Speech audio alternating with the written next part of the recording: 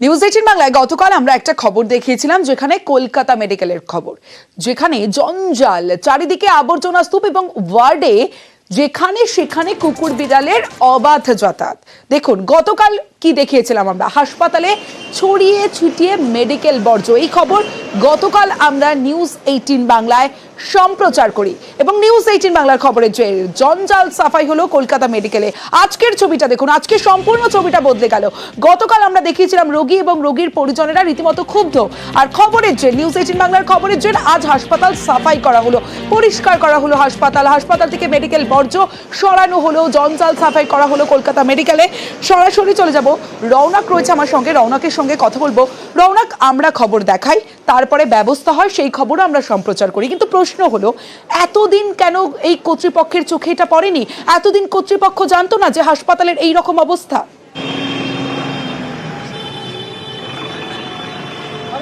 দেখো, একেবারে এটাই প্রশ্ন, কারণ ঠিক খবর দেখানোর 24 ঘন্টার মধ্যে যে তৎপরতা দেখা গেল হাসপাতাল কর্তৃপক্ষের, যে জায়গাগুলিতে মেডিকেল বর্জ্য ছিল শুধু তাই নয়, যেখানে সার্মেয়রা ঘোরাফেরা করতো সেখানে কিন্তু আর দেখা মিলছে না।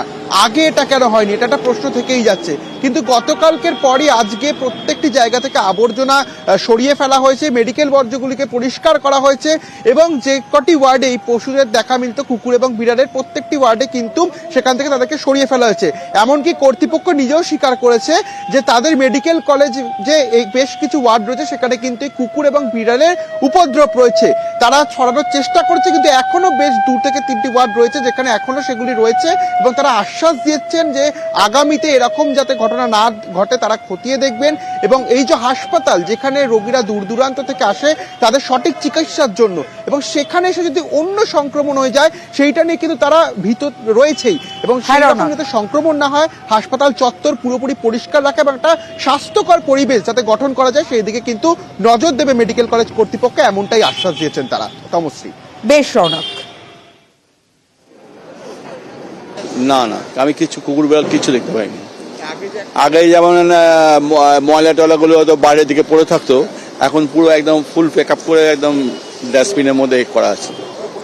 এখন আমরা তো ওয়ার্ডের পেশেন্টকে নিয়ে গেলাম, দেখলাম খুব পরিষ্কার পরিচ্ছন্ন, এবং আগে যেমন নোংরা আবর্জনা কত ছিল এখন অতটা নোংরা আবর্জনা নেই।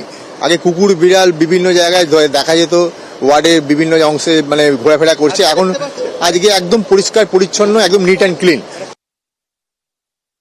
দুদিন যদি স্টাফ না আসে ওই ওয়ার্ডে, সাথে সাথে একটা কেওটিক তৈরি হয়ে যায়।